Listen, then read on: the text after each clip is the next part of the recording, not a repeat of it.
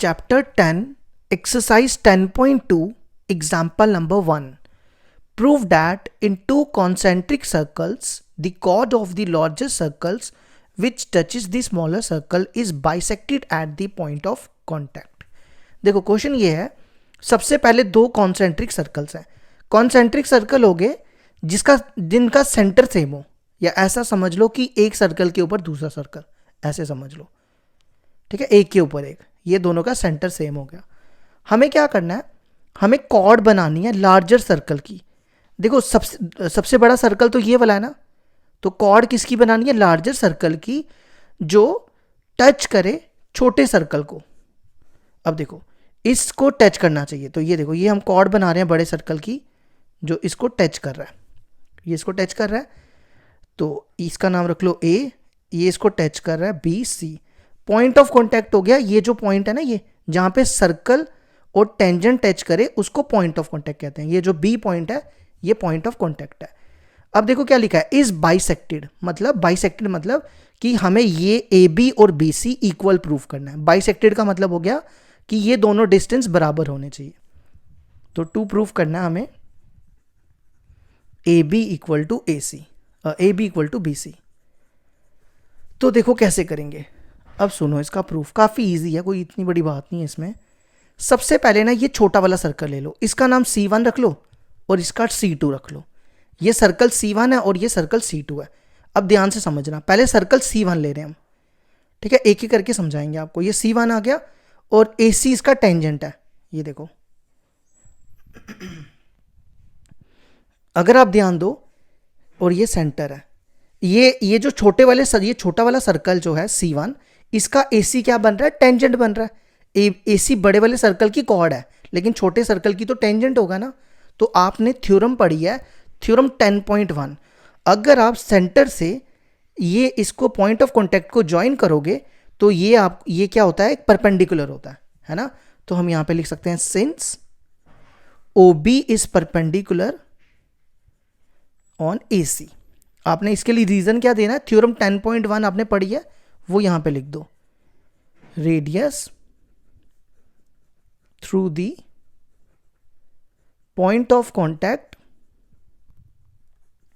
Radius through the point of contact is perpendicular to tangent, is perpendicular to tangent. ठीक है, अब आ जाओ. अब ये हो गया, हमने छोटे वाला सर्कल ले लिया. अब बड़ा वाला सर्कल लो, ये बड़ा वाला सर्कल है और यहां से ना एक परपेंडिकुलर बना लो. अब बड़ा वाला सर्कल लो, ये बड़ा वाला सर्कल आ गया आपका C2. ये C2 लिया, ये सेंटर हो गया, और ये बना लो आप AB. ये A हो गया, ये C हो गया, और ये एक परपेंडिकुलर है B पे. देखो इस केस में ये सर्कल जो है और ये कॉर्ड है, छोटे वाले में टेंजेंट था, है ना. छोटे वाले सर्कल में आप ध्यान दो, ये टेंजेंट बन रहा था, और बड़े वाले सर्कल का AC क्या है, कॉर्ड है ना. AC क्या है, कॉर्ड है. अब देखो ये परपेंडिकुलर है, since OB is perpendicular on, यहां पे लिख लेना ये कौन से सर्कल के लिए था, ऑन C1. ये C1 सर्कल की बात की हमने, ठीक है, ऑन C1. अब नेक्स्ट हम बात करने जा रहे हैं C2 की. Since OB is perpendicular AC on circle, आपने यहां पे लिखना है ऑन सर्कल, कौन सा सर्कल, C2, और यहां भी लिख लेना C1 सर्कल. ठीक है. अब OB किस पे परपेंडिकुलर है, कॉर्ड पे. OB किस पे परपेंडिकुलर है, कॉर्ड पे. तो आपने प्रॉपर्टी की हुई है 9th क्लास में. क्या प्रॉपर्टी होती थी, हम यहां पे लिख देते हैं, परपेंडिकुलर फ्रॉम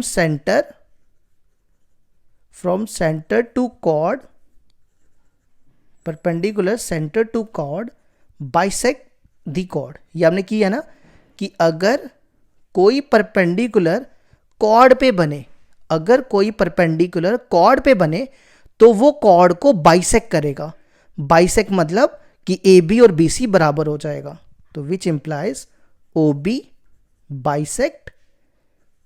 बाइसेक्ट AC. ठीक है, दोबारा सुनो, अगर कोई परपेंडिकुलर बने कॉर्ड पे, अगर कोई परपेंडिकुलर बने कॉर्ड पे तो वो क्या करता है, बाइसेक्ट करता है कॉर्ड को, मतलब ए बी और बी सी बराबर हो जाता है। तो यही प्रूफ करना था, A B equal to B C.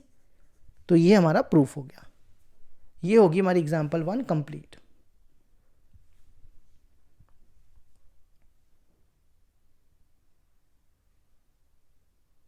Example 2 देखो क्या दिया, two tangents T P and T Q are drawn to a circle with centre O from an external point T, prove that angle P T Q equal to 2 times O P Q. देखो इसकी figure बनाते हैं, ठीक है। जरूरी नहीं आपकी कि आपको पेपर में इसकी फिगर दी हो। एक सर्कल है, ये सर्कल आ गया, दो टेंजेंट है टी पी और टी क्यू, सेंटर इसका ओ है और टी इसका एक्सटर्नल पॉइंट है, मतलब कुछ ऐसे है। ये टी आ गया, ये आपका बन गया P और ये बन गया आपका Q। ये मान लो सर्कल है, ठीक है।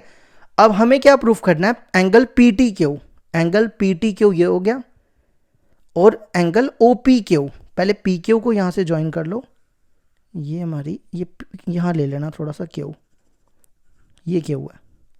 तो हमें कौन सा एंगल चाहिए, OPQ, तो इसको यहां से ज्वाइन कर दो। मतलब हमें ये प्रूफ करना है कि ये वाला एंगल इसके 2 टाइम्स होना चाहिए। तो to proof angle PTQ equal to 2 times angle OPQ। देखो कैसे करेंगे, और इसको भी ज्वाइन कर दो। देखो सबसे आसान तरीका पता है क्या, मैं आपको सबसे आसान तरीका बताता हूं। देखो सबसे पहले एंगल OPT क्या होगा, मेरे को ये बताओ। सिंस एंगल OPT, ये OPT क्या होगा, 90 डिग्री। क्यों, आपने पढ़ी तो है थ्योरम, आपने थ्योरम नहीं पढ़ी, क्या थ्योरम पढ़ी थी, यही अभी तो, कि अगर कोई टेंजेंट है और यहां से ये सेंटर से कोई रेडियस इसको ज्वाइन करते हो तो ये परपेंडिकुलर बनता है। तो ये भी वही है, ये टेंजेंट है और ये पूरा, देखो ये पूरा एंगल, ये इतना एंगल, ये इतना एंगल क्या है, 90 डिग्री है ना। तो angle OPT equal to 90 degree. तो आप इसके लिए, अगर आपको इसके लिए रीजन देना तो रीजन दे सकते हो, वही सेम। अगर आपको देना तो दे लो reason, radius through point of contact, radius through point of contact, radius through point of contact is perpendicular to tangent. ठीक है। अब देखो इस एंगल का नाम रख लो एंगल 1 और इस एंगल का नाम रख लो एंगल 2 और इस एंगल का नाम रख लो angle 3।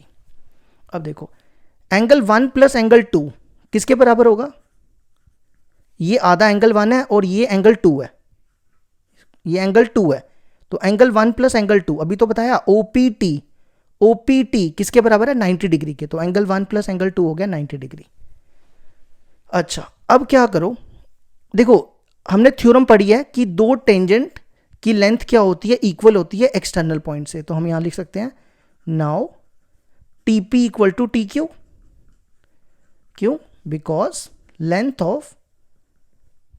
Of tangents drawn from an external point to a circle are equal, है ना, ये पढ़ी है ना थ्योरम हमने। अच्छा अब देखो अगर ये दोनों इक्वल हैं तो एंगल 2 और एंगल 3 भी इक्वल होगा। क्यों, क्योंकि देखो ना आपने ये भी पढ़ा है angle opposite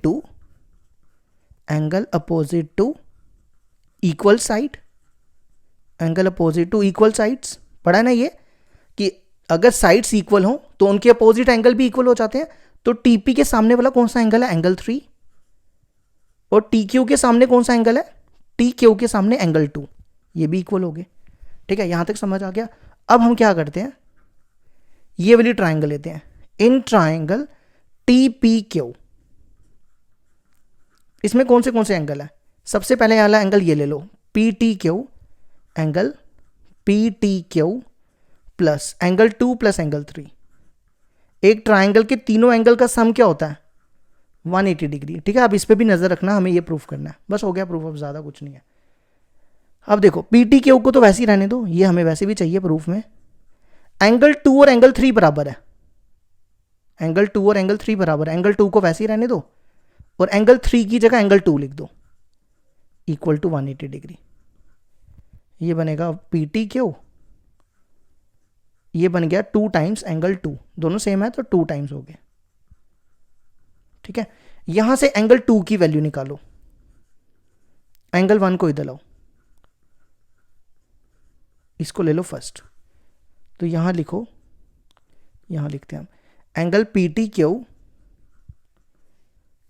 angle P T Q plus 2, angle 2 की जगह लिखो 90 minus angle 1, 90 minus angle 1 equal to 180 degree.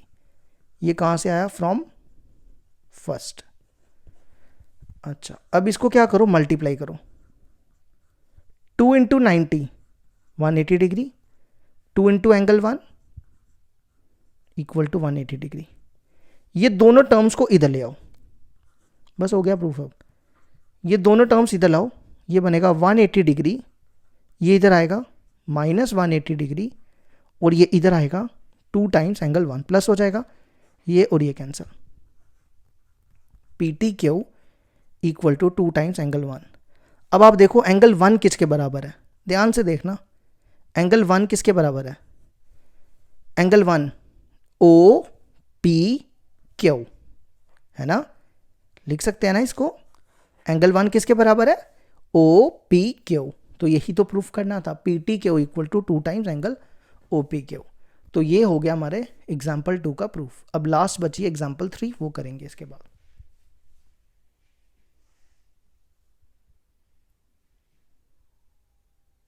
Example number 3 देखो क्या दिया है, P Q is a cord of length 8 centimetre of a circle of radius 5 centimetre.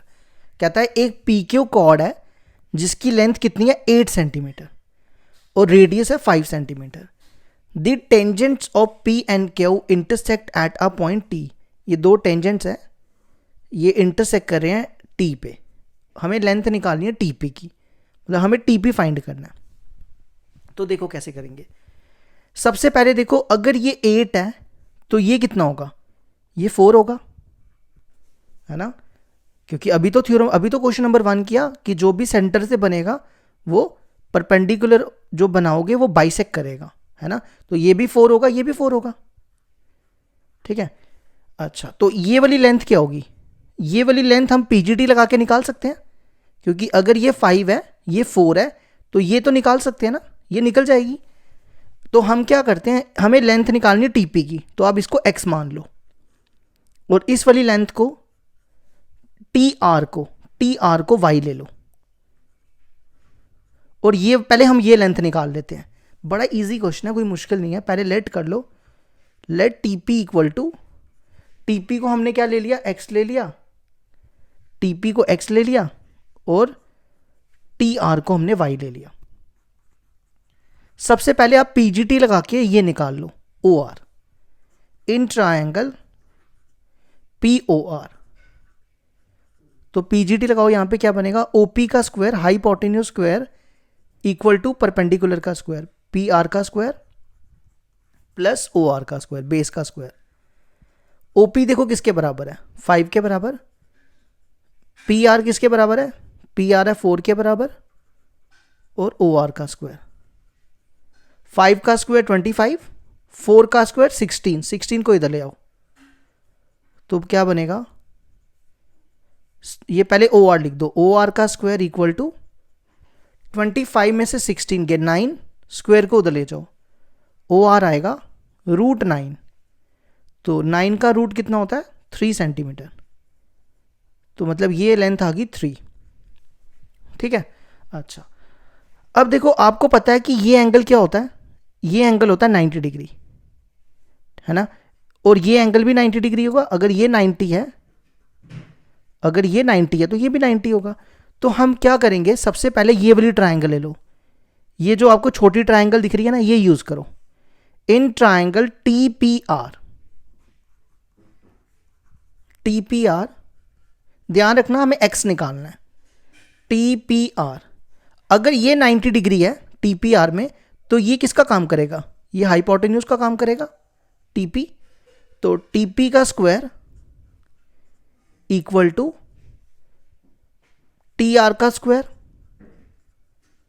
Plus P R का square. TP देखो किसके बराबर है, टीपी है एक्स के बराबर, टी आर देखो किसके बराबर है, वाई के बराबर, और पी आर है 4 का स्क्वायर। तो लिखो X square equal to Y square, 4 का स्क्वायर हो गया 16। इसको ले लो फर्स्ट। अब दूसरी ट्राइंगल यूज करो, दूसरी 90 डिग्री वाली राइट ट्राइंगल ही यूज करना। देखो ये एंगल 90 डिग्री है, तो ओ पी टी या टी पी ओ यूज करने लगे हैं। In triangle T P O, T P O, ये ओ लिखा है। देखो इसमें पहले तो हाइपोटेन्यूज क्या होगा, टी पी ओ में देखो ये 90 डिग्री है, ये ऐसा होता है ना, ये 90 डिग्री हो, 90 के सामने वाला हाइपोटेन्यूज होता है, तो ये 90 है, 90 के सामने वाला हाइपोटेन्यूज हो गया ओ टी। ओ टी का स्क्वायर इक्वल टू परपेंडिकुलर क्या बनेगा, ओपी का स्क्वायर प्लस बेस का स्क्वायर, बेस है पीटी का स्क्वायर। ठीक है, यहां वैल्यूज डालो। ओटी देखो किसके बराबर है, ध्यान से देखना। अब ये पूरा ओटी है, यहां से यहां तक, यहां से यहां तक, ये यहां से यहां तक वाई है और यहां तक 3 है, तो ओटी किसके बराबर होगा, वाई प्लस 3 है ना। ओटी किसके बराबर होगा, दोबारा सुनो, यहां से यहां तक ओटी है, ये वाई है, यहां तक वाई है और यहां तक 3 है, तो वाई प्लस 3। तो ओटी किसके बराबर आ गया, वाई प्लस 3 का होल स्क्वायर। अब ओपी देखो किसके बराबर है, ओपी किसके बराबर है, 5 के बराबर। और पीटी किसके बराबर है, एक्स स्क्वायर। यहां पे ए प्लस बी का हमें निकालना है, याद रखना हमें टीपी निकालना है, हमें एक्स की वैल्यू निकालनी है। अब यहां पे ए प्लस बी का होल स्क्वायर लगाओ, ए स्क्वायर प्लस बी स्क्वायर, 3 का स्क्वायर 9 प्लस 2ab, 2 3 जा 6, 6y, 5 का स्क्वायर 25 और एक्स स्क्वायर की वैल्यू है हमारे पास, यहां एक्स स्क्वायर की जगह लिखो वाई स्क्वायर प्लस 16। तो ये कहां से वैल्यू है, ये आपने लिखना है फ्रॉम फर्स्ट। ये Y square cancel, 9 plus 6y, 25 plus 16 41, 9 को उधर ले जाओ, 6y इक्वल टू 41 माइनस 9, 41 में से 9 गए 32, 6 को इधर ले आओ, y आएगा 32/6। इसको काट दो, ये किसके टेबल से जाएगा, 16 के, और ये 3 से, तो y आ गया 16/3। हमें x निकालना है, हमें y नहीं निकालना। अब x निकालो, आपने क्या करना है, ये y की वैल्यू उठा के यहां रिप्लेस कर दो। तो y की वैल्यू हम 16/3 फर्स्ट में रिप्लेस कर रहे हैं, तो ये बनेगा एक्स स्क्वायर, y की जगह 16/3, 16/3 का होल स्क्वायर प्लस 16 का स्क्वायर 256, 3 का स्क्वायर 9 प्लस 16, इन दोनों का एलसीएम ले लो, 9 एलसीएम आएगा 256, 16 इंटू 9 144, तो एक्स स्क्वायर कितना बनेगा, 256 प्लस 144, ये बनेगा 400/9। स्क्वायर को उधर ले जाओ, तो x आएगा √400/9, तो x आ गया, 400 का रूट होता है 20, 9 का रूट 3। तो हमें लेंथ निकालनी थी टीपी की, तो टीपी की लेंथ कितनी आ गई, length of TP equal to 20/3 centimetre. ये हो गया क्वेश्चन हमारा कंप्लीट।